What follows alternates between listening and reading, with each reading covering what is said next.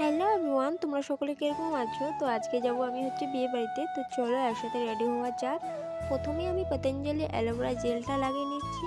তারপর আমি লেকমি ফাউন্ডেশন লাগাচ্ছি, কারণ আমি লেকমি ফাউন্ডেশনই ইউজ করি, কারণ লেকমি ফাউন্ডেশনটা আমার খুব ভালো লাগে। তারপর আমি এখানে ড্যাব ড্যাব ড্যাব ড্যাব করে লাগিয়ে নিচ্ছি। আর তোমরা কে কে এরকম যে বিয়ে বাড়িতে যেয়ে খেতে পারো না? কারণ আমি বিয়ে বাড়িতে যেয়ে খেতে পারি না। বিয়ে বাড়িতে যাবো, সাজবো, যে এটা একটা এনজয়। তারপর আমি এখানে দেখতে পাচ্ছ ফাউন্ডেশন আমার ট্যাপ ট্যাপ ট্যাপ ট্যাপ করে দেওয়া হয়ে গেছে। তারপর এখানে বিউটি ব্লেন্ডার দিয়ে আমি ব্লেন্ড করে নিচ্ছি। দেখতে পাচ্ছ একটু ফাউন্ডেশন লাগিয়ে একটু বগা হয়ে গেল।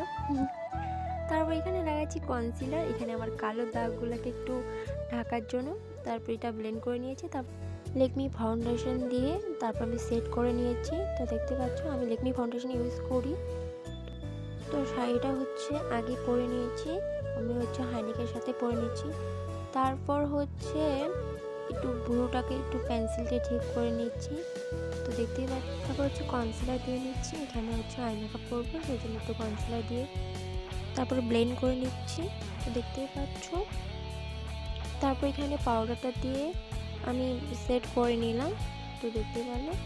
তারপর এখানে একটু পাউডার মানে বেশি বেশি আসে, সেই জন্য আমি ঝেড়ে নিলাম। তারপর এখানে মেকআপ বক্সটা আমি এখানে একটু মেকআপ করে নিচ্ছি। এখানে পিঙ্ক কালার দিয়েছি, কারণ শাড়িটার সাথে একটু ম্যাচিং করে দিয়েছি, কারণ শাড়িটা পিঙ্ক আর গ্রিনের মধ্যে ছিল আর একটু গোল্ডেনের মধ্যে ছিল। তো এখানে আমি গ্রিন কালারটা দিচ্ছিলাম, বাট গ্রিন কালার হয় না, ব্লু কালার লাগছে। জানি না কীরকম লাগছে, কিন্তু আমি গ্রিন কালার দিয়েছি। তারপরে আমি ক্যামেরার সামনে তাও আইলাইনার পরতে পারি না, তাও আইলাইনার পরেছি, কীরকম হয়েছে দেখতেই পাচ্ছ। তারপর আমার আইলাইনার দেওয়া হয়ে গেল। তারপরে এখন মাস্কারা লাগাচ্ছি। তারপরে একটু কাজল দেবো, কাজল না দিলে কি হয় বলো তো। তারপর আমি এখানে ব্লাশ লাগাচ্ছি, মানে আমার কাছে ব্লাশ নেই, সেই জন্য একটু লিপস্টিক দিয়ে একটু লাল লাল করে দিচ্ছি গালগুলোকে, টমেটোর মতো। তারপর লিপস্টিক লাগাচ্ছি। দেখতেই পাচ্ছ। এই কানেরটা আমি মেলা থেকে নিয়েছিলাম, কারণ আমার দিদি দিয়েছিল। তো মেলাতে গিয়েছিলাম দিদির সাথে, তো তবেই নিয়েছিলাম মেলার থেকে। তো কীরকম লাগছে আমাকে অবশ্যই কমেন্ট করে জানিও আমার ফাইনাল লুকটা। দেখতেই পাচ্ছ। তারপর প্রথমে আমি নাকটা পরি নেই, তারপর নাকেরটা পরে নিয়েছি। নাকেরটা পরে আমাকে এরকম লাগছে অবশ্যই বলো। তো নাকেরটা তো খুলে দিলাম।